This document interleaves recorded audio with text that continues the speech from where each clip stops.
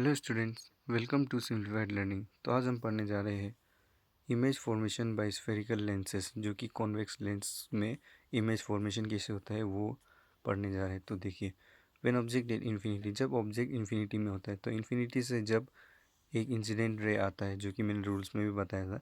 Infinity से जब एक इंसिडेंट रे प्रिंसिपल एक्सिस के पैरेलल आता है तो वो ऑप्टिकल सेंटर में स्ट्राइक करने के बाद वो ये फोकस से, जो कि F2 है, वहाँ में से रिफ्रैक्ट होके चला जाता है। उसके बाद फिर सेम ही है, इसमें इमेज फॉर्मेशन के लिए दो रिफ्रैक्टेड रे एक दूसरा को इंटरसेक्ट करना पड़ता है, तब जाकर वहाँ पर इमेज बनता है। तो देखिए यहाँ पर पोजीशन कहाँ पर है, F2 पर, और साइज़ क्या है, हाईली डिमिनिश्ड, बहुत ही छोटा है, और उसका नेचर रियल एंड इन्वर्टेड, मतलब यहाँ में एक्चुअल रेज एक दूसरे से इंटरसेक्ट किया है। उसके बाद व्हेन ऑब्जेक्ट बियॉन्ड 2F1, जब ऑब्जेक्ट जो 2F1 का पीछे होता है, पहले इन्फिनिटी में था, उसके बाद 2F1 ऐसे ऐसे करके सामने सामने आता जाएगा। उसके बाद देखिए, जब ऑब्जेक्ट 2F1 के पीछे होता है तो ये तो पहला वाला रूल है।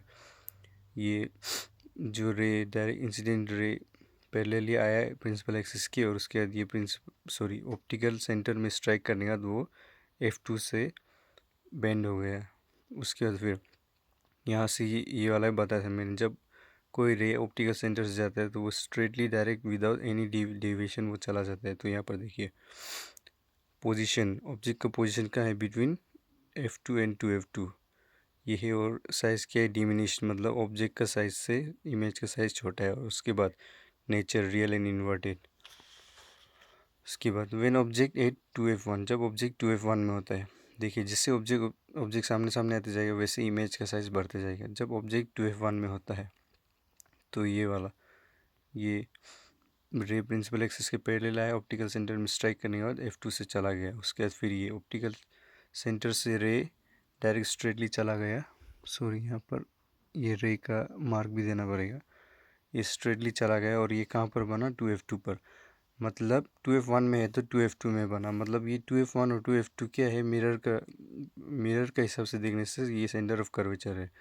तो मतलब ऑब्जेक्ट का जितना साइज है इमेज का भी उतना ही साइज है। देखिए पोजीशन 2F2 में पोजीशन है और साइज तो सेम साइज है, और नेचर रियल एंड इन्वर्टेड।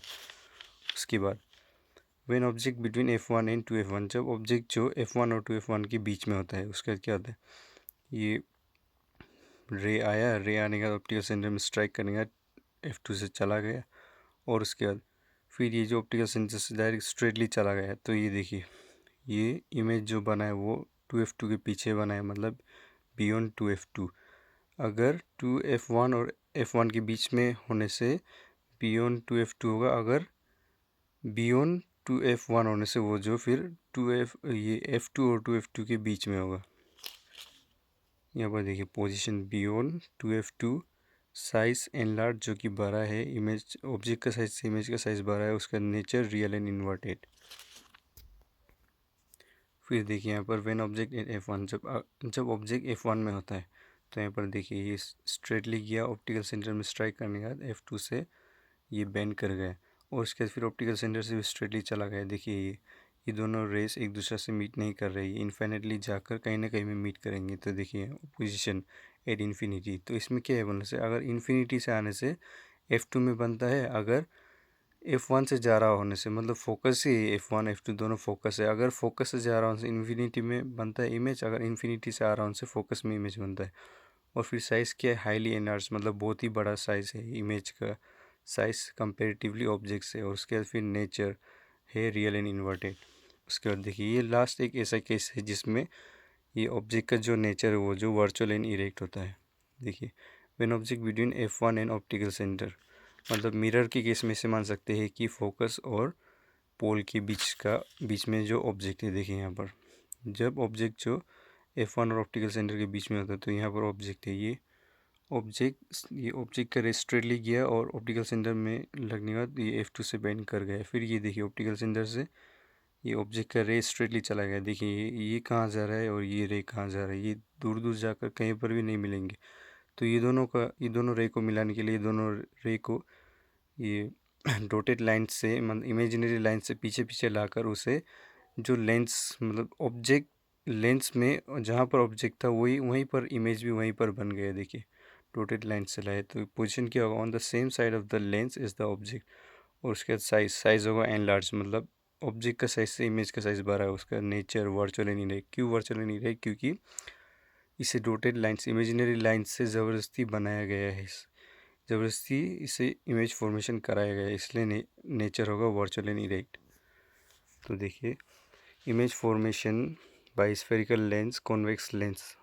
अगर आपको अच्छी तरह से समझ में आया हो, अगर या तो कुछ भी डाउट हो तो कमेंट सेक्शन में भी पूछ लीजिए।